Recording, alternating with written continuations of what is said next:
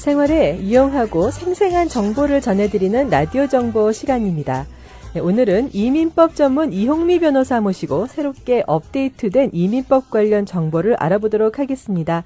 이홍미 변호사님 어서 오세요. 네, 안녕하십니까. 안녕하세요.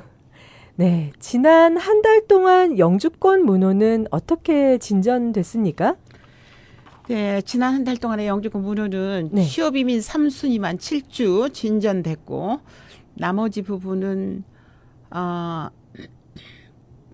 취업 많이 3순위요? 진전되지는 않았어요. 네. 그리고 가족 이민 영주권은 일부 순위만 1주 내지 3주 소폭으로 진전됐고 그렇기 때문에 그렇게 크게 괄목할 만큼 많이 진전은 안 됐는데 네네.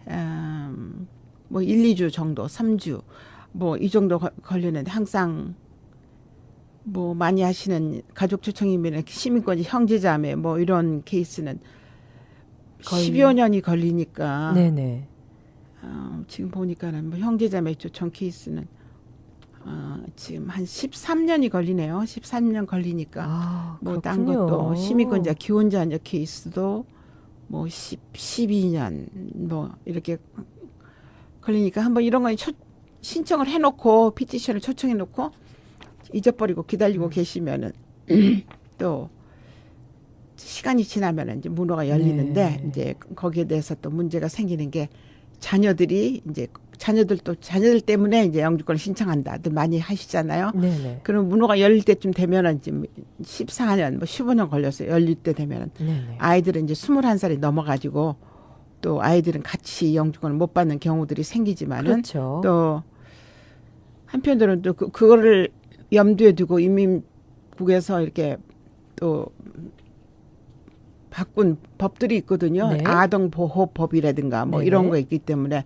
25살, 26살 되더라도 계산하는 법이 있어요. 그 네. 계산하는 법에 의해서 부모랑 같이 영주권을 받을 수도 있습니다. 그러니까 네. 그런 건 전문가하고 상담을 하셔서 네네. 애들이 같이 혜택을 받을 수 있는지 네. 상담하시면 되겠네요. 그렇군요. 자, 이제 그 도널드 트럼프 행정부의 어떻게 보면은 뭐 수정 반이민 행정명령 같은 것들이 또다시 이제 연방 항소법원에서 제동에 걸렸다는 좀 뉴스 보도가 지난주에 있었거든요. 네. 그리고 또 연이어서 불법 체류 청년 추방 유예 프로그램인 다카 프로그램을 유지하겠다 하는 그런 공식 발표가 있었습니다. 네. 네, 앞으로 어떻게 되는 겁니까? 그렇죠. 그전에는 트럼프 대통령이 작년에 그 대선 캠페인 당시 내세웠던 게 네. 다카 이게 청소년 불법 체류 추방 유예를 폐지하겠다 하는 게 자기 그 선거 공약 중에 하나였거든요. 네네. 근데 surprisingly 이번에 그 프로그램을 유지하겠다고 공식 발표를 했어요. 아주 네. 좋은 소식이죠. 네. 그래서 이 다카 국토안보부 DHS는 이제 이 발표에 다카 프로그램을 계속 유효하다고 지금 발표를 했는데 네. 따라서 다카 수혜자들은 주어진 추방 유예와 노동 허가도 계속 유효하며 매 2년마다 그 워크퍼밋이 이제 갱신이 가능합니다. 네. 근데 이 조치는 지난 2012년에 네.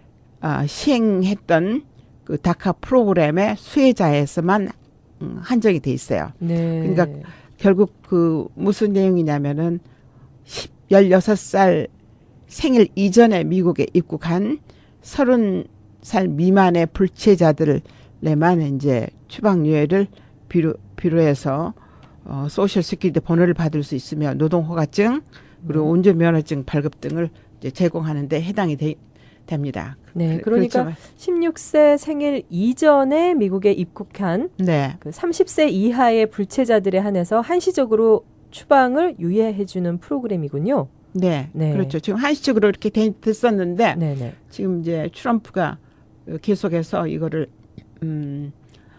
유효하다고 하니까 네. 언제 스탑이 될지는 모르지만은 네. 지금 앞으로 그 사람이 계속해서 시행을 하겠다 이겁니다. 그러니까 지금 현재 한국 출신의 경우는 이 신청자들이 한 7,500명이 지금 혜택을 받고 있거든요. 네. 그런데 근데 실상 자기가 혜택을 이 자격이 되는데 16살 생일 이전에 미국에 입국했고 네. 30살 미만이고 그래도 신청 안 하신 분들이 많아요. 아, 그래서 그런 분들은 네. 신청할 수 있으니까 이제 마음 놓고 신청을 해보시는 게 좋지 않을까 네. 그렇게 싶습니다. 네. 지난주에 한국을 좀 떠들썩하게 했던 한 뉴스가 있었는데요. 네, 이 안경환 법무부 장관 후보자가 네, 약 한 40년 전쯤 이 한 여성의 동의가 없이 도장을 위조해서 네, 혼인신고를 했다가 1년 뒤에 안 후보자가 당시 여성의 승낙을 받지 않고 혼인신고서 접수한 사실이 드러나서 이 서울가정법원이 혼인 무효 판결을 받았다고 했거든요. 네, 네, 그거로 인해서 지금 낙마한 상태인데요. 네. 이 혼인신고, 한국법에서는 혼인신고를 어떻게 현재 하고 있습니까? 예, 그래서 이 사건 안경환 어떻게 이게 법무장관 후보가 가능했는지. 낙마를 했는데 네, 이게 좀 인트러스팅한 게 네, 한국법의 혼인 신고는 어떻게 하는지, 미국에서 혼인 증명서는 어떻게 받는지, 그리고 이게 또 이민법에 또 미치는 영향들이 있어요. 네. 그래서 여기에 대해서 간단히 말씀드리면은 네, 네, 좀 네. 인트러스팅하게 됩니다. 왜냐면은 한국법에 의하면은 혼인을 어떻게 하는가? 근데 혼인 신고만 하면 되거든요. 한국에서는 혼인 신고를 하는데 당사자들의 동의가 없이 그냥 한 사람이 혼인신고를 할 수가 있는 그렇죠. 건가요? 혼인 신고는 이제 어디서 하냐면은 뭐 동사무소, 네네. 뭐 시청, 읍사무소 뭐 이런 데서 가서 이제 신고서가 있거든요. 네. 혼인 신고서에 사인을 해가지고 하는데 거기에 보면은 한쪽 혼인 당사자만 출석해도 혼인 신고를 할 수 있습니다. 네. 그래서 the other side 안 나온 사람 있잖아요. 그 네. 사람은 이제 그 사람 거 신분증을 가지고 가거나 아니면 그 사람의 도장을 가지고 첨부를 하면은 혼인 신고를 할 수가 있어요. 아, 현재는 그러니까 그 당사자의 두 사람 모두의 일단은 어떤 그 신분을 보여줄 수 있는 그 증명 서류가 좀 필요하군요. 네, 그렇죠. 40년 전에는 그게 필요가 없었기 때문에 이게 가능한 아니 거 아니었나요? 지금 현재 한국 법에 의하면은 네. 그 혼인 신고를 하러 갈 때 그 신고서에가 네. 두 사람 사인을 하고 네, 네. 사인하거나 도장을 찍고 네. 또 증인 2명이 또 도장 날인하거나 또 서명하면은 아, 이게 증인이 또 가능한데 필요하군요. 예. 그거를 혼인 신고하는 신고하는 그 장소에 가서 두 사람이 같이 가가지고 사인하고 함께. 그런 게 아니라 예, 예. 신고서를 그냥 작성만 해요. 네. 어디 딴 데서 작성을 해가지고 네. 근데 가지고 가서 그냥 부청이나 뭐 이런 데서 네. 신고서를 접수만 하거든요. 예. 그러니까 두 사람이 같이 사인해서 된 거를 갖고 갈 수도 있고 네네. 또 한 사람만 신고하러 가는 경우에는 그 배우자 신분증이나 또 배우자 도장만 지참하면 이게 가능하기 때문에 네네. 그 이번에 사건 난 거 있잖아요. 안경환 네. 그 법무부 장관 예. 한 것처럼 그때나 지금이나 마찬가지 법이 하나도 변화된 게 없어요. 변화된 지금 한 거는? 사람만 가가지고 예. 상대방 도장만 가서 딱 찔르면은 그걸로 혼인 신고가 되는 거거든요. 근데 이게 굉장히 그 모순적인 법이에요. 지금. 네. 그래서 미국 법은 어떻게 되는가? 미국 법은 이혼할 혼인증명 할 때는 네. 반드시 법원의 네. 판사 네. 앞에서 가서 이제 혼인을 하거나 네. 아니면은 결혼 세리머니를 하잖아요. 이를테면 네. 법원이나 교회나 이런 데서 네네. 거기서 이제 물론 결혼식을 하니까 이제 두 분이 다 출석해가지고 다 하는 거죠. 네. 근데 거기에 이제 메리지 라이선스가 있는데 첫 네. 번에 메리지 라이선스라는 게 운전 라이선스하고는 달라요. 메리지 라이선스는 이거 한마디로 말해서 결혼하는 허가증이에요. 허가증. 네. 허가증을 먼저 받아야 되거든요. 네. 그걸 받기 위해서는 이쪽 시카고 지역 같으면 쿡카운티 네. 법원에 가면은 메리지 라이선스를 먼저 신청을 해야 돼요. 두 분이 네. 다 같이 가야 돼요. 두 분이 가서 네. appear in person. 그래가지고 valid identification을 가지고 가서 운전면허증 뭐 있으면은 그걸 가지고 가서 나는 결혼하러 왔다라는 것을 이제 거기에 보이면은 그 이제 그 클럭이 그 메리지 라이선스를 필아웃 해가지고 그걸 주거든요. 그러니까 네. 메리지 라이선스는 결혼할 허가증은 아닙니다. 아니 결혼할 수 있는 그 뭐라 그러나 이거 허가죠. 허가증. 네. 결혼하겠다는 그 서티피켓은 아니에요. 네. 결혼 증서는 아니에요. 그럼 그걸 가지고 그건 이제 결혼하기 위해서 인 퍼슨에 가야 되고 운전면허증을 갖고 있어야 되고 근데 한국에서 이제 오시는 분들 있잖아요. 이제 네. 시민권자나 결혼해서 하는 분들은 그런 이제 운전면허증 그런 게 없기 때문에 아이디 목적으로 그 birth certificate, 이를테면 한국에서 보면 기본증명서, 가족관계증명서 이런 것을 번역 공증된 것을 네. 다 가지고 가면은 이제 메리지 라이선스를 받아요. 결혼 네. 허가증을 받고 그리고 이제 60일 안에 다시 돌아가서 만약 그 법원에서 결혼하고 싶으면은 네. 판사 앞에서 결혼을 하면은 이제 거기서 메리지 서티피켓 결혼 증서를 이제 받게 됩니다. 네. 결혼 증서는 이제 결혼한 날 바로 받지는 못하고 보통 한 2, 3주 걸리는데 네네. 그래서 이제 그래서 일본의 법에 하면은 결혼을 하려면은 반드시 in person 네. 두 분이 같이 가야 되고 네.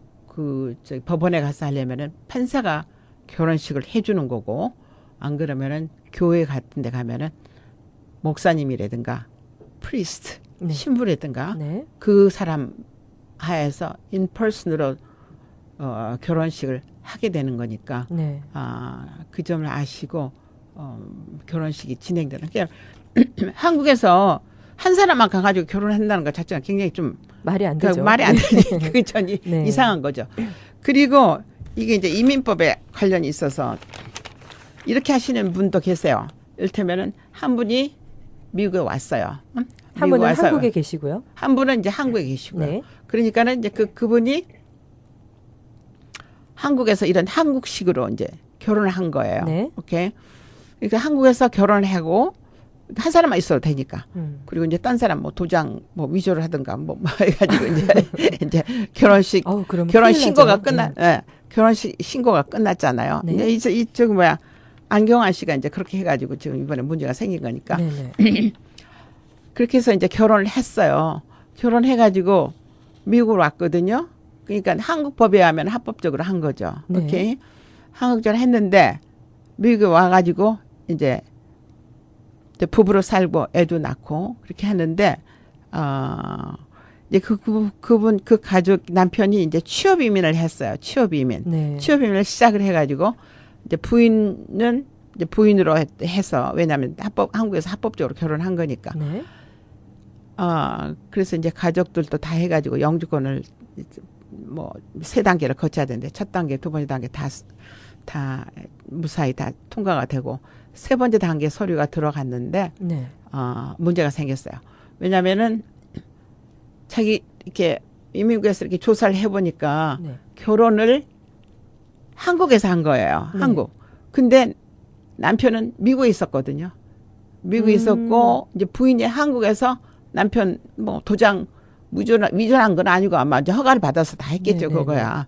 했는데 이게 이제 그래서 결혼한 이거 이상하다 이거야. 미국 법에서는 허용이 안 되는 허용이 안 되는 거예요. 그러니까. 결혼할 때는 두 사람이 같이 그럼 있어야 반드시 되는데요. 인퍼슨으로 예. 그 앞에 나가서 판사 앞에 나 뭐 해야 되는데.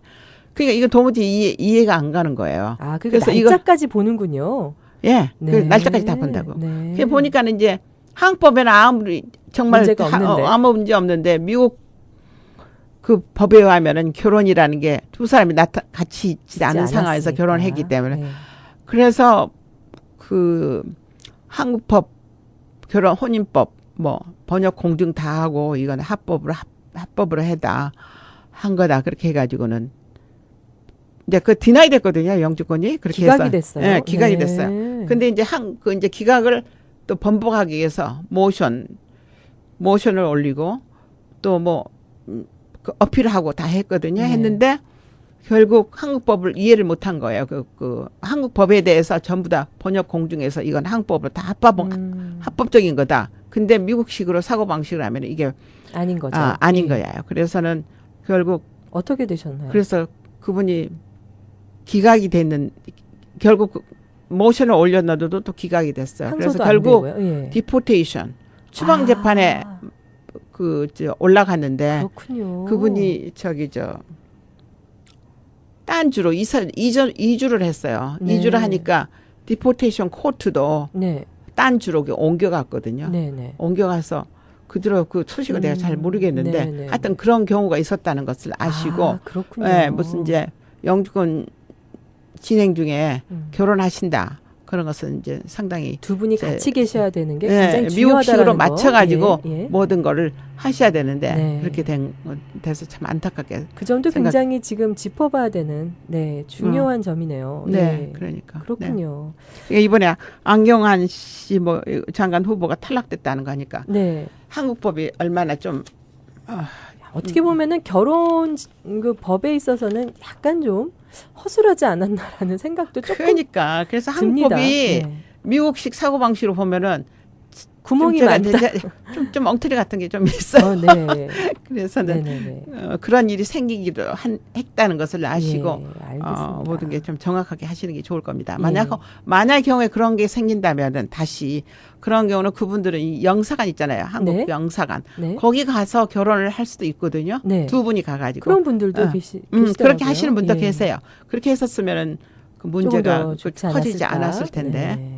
그렇게 그렇군요. 해가지고 안타까운 경우가 네. 있었습니다. 자, 오늘 저희가 전해드린 뉴스 중에 하나가 이 음주운전으로 10번이나 적발이 돼서요. 이 사람이 징역 10년형에 처해졌다는 그런 뉴스를 저희가 전했는데요. 사실 이 한국 분들 음주운전 한 잔 정도 괜찮겠지 생각하시는 분들도 상당히 많고요. 또 특히 유학생들도 어떻게 보면은 좀 편하게 생각하시는 부분이 좀 있을 것 같아요. 근데 이 음주운전에 대해서 어떻습니까? 유학생들이 음주운전을 하다가 적발될 시에는 추방되나요? 아니요, 그죠. 영주권을 신청하신 사람 같으면은 음주운전 하나, 한두 개 있다고 그래서 영주권 못 받고 그러진 않아요. 그러진 않아요. 예, 예. 그러진 않지만은 요즘 점점 그걸 까다롭게 다루는 경향이 있거든요. 이 네. 미국에서. 그러니까 이거 유학생 또 그 취업 비자, H-1B 비자 갖고 있는 사람들이 한국에서 이제 그 비자를 받고 들어오잖아요. 네. 근데 그 당시에는 이제 음주운전 기록이 없으니까 네. 비자를 받고 미국에 들어오는 경우에 네. 그러다가 이제 들어와서 이제 음주를 하다가 적발된 경우 있잖아요. 네. 그런 경우는 유죄 판결이 없다 하더라도, 그러니까 verdict 이렇게 이제 다 심리해가지고 네네. 당신 guilty 해가지고 verdict이 나오는데 그거 없다 하더라도 원칙적으로 미국 제2국을 불허하겠다는 그런 방침을 세웠습니다. 그렇기 때문에 당시 국무부에서 이제 가이드라인이 나왔거든요. 네. 그래서 음주운전 혐의로 적발된 비민 비자 소지자는 비자를 취소하는 정책으로 시행하고 있으며 음주운전으로 체포됐거나 유죄 판결 받은 비민 비자 소지자는 그러니까 F1이나 네. 그 취업 비자라든가 E2 비자라든가 비자가 취소돼서 제2국이 불허되며 미국에 입국했다 하더라도 국무부가 이제 음주운전 관련 혐의를 인지하는 경우에는 비자를 취소할 수 있다는 것을 네. 밝힌 바 있습니다. 그러니까 미국에서 지금 요즘 최근에 들어서 더 그게 좀 시비하게 단속을 하는데 네, 굉장히 그래서 음주운전은 지금 여기에 해당될 뿐만 아니라 아까 다카 있잖아요. 네네. 다카도 음주운전 단 하나도 있어도 신청을 못 해요. 다카에도요. 네, 다카에도. 그래서 네. 음주운전은 미국에서 이민국에서 굉장히 굉장히 시리어스하게 이거를 취급을 하고 있거든요. 그러니까 그렇군요. 굉장히 조심해야 되고 그렇지만 한국 사람은 음주운전이 참 많아요. 네. 영주권 신청한다 하더라도 음주운전 취업위반 같은 거 하자면은 음주운전 나오면은 굉장히 까다롭게 보지만은 법적상으로 그게 미스디미너로 간주가 돼서 한두 번 있는 것은 경범으로 간주가 돼서 네. 영주권 못 받고 그러지는 않습니다만은 네. 한국 사람들에서 그 영주권 신청할 때 맨 마지막 단계 가서 그런 그 범죄 사실이 있는가 없는가 그런 경범죄 때문에 네, 또 거기 이제 다 쓰게 돼 있거든요. 네. 근데 한국 사람 제일 많은 게 DUI예요. 음주운전 제일 그렇군요. 많고 그다음에 shoplifting 아, 그 절도. 절도 그 네. 백화점 같은 데 가서 이렇게 슬쩍 하는 살짝. 것들 있잖아요. 그거 우리는 그거 살짝이지만 미국에서는 살짝이 아닌 거죠. 그렇죠. 네네네. 거기에 그 다음에가 제일 많아요. 근데 그것도 그렇군요. 경범인데 네. 그 경범인데 그것도 이제 그 액수가 중요하게. 많잖아요. 이를테면 뭐 150불 이상짜리 훔쳤다. 그러면 네. 이제 felony로 옮겨지거든요. 그렇군요. 바꿔지니까 그런 거를 잘 유념하셔서 자기가 영주권을 앞으로 신청 중이겠다. 아니면 지금 현재 중이다. 이런 사람들은 그런 범죄에 대해서 굉장히 잘 생각해 보셔야 될 거예요. 네, 알겠습니다. 네, 오늘 라디오 정보에서는 이민법 전문 이홍미 변호사 모시고 새롭게 업데이트된 이민법 관련 정보를 알아봤습니다. 이제 영주권과 각종 비자 관련 업무는 이홍미 변호사와 함께 하십시오. 그동안 만여 명 이상의 이민자들이 20여 년 경력의 이민법 전문 변호사 이홍미 변호사를 통해 영주권과 비자를 취득했습니다. 이홍미 변호사는 영주권과 각종 비자 관련 케이스가 성공적으로 완전히 끝날 때까지 꼼꼼하게 챙겨드리고 있습니다. 이홍미 변호사님 사무실 전화번호가 어떻게 되죠? 847 779 3623. 3624. 네. 네, 이용미 변호사님 사무실 전화번호 많은 분들이 벌써 많이 외우고 계실 것 같아요. 847-779-3623. 또 이메일 lee@imineti.com. 웹사이트는 구글에서 이홍미 변호사로 검색하시면 됩니다. 이홍미 변호사님 오늘도 또 이렇게 새롭게 업데이트된 이민법 관련 전문 그 정보들을 저희들에게 전해주셔서 오늘 감사합니다. 네, 고맙습니다. 고맙습니다. 이민법 전문 이홍미 변호사였습니다.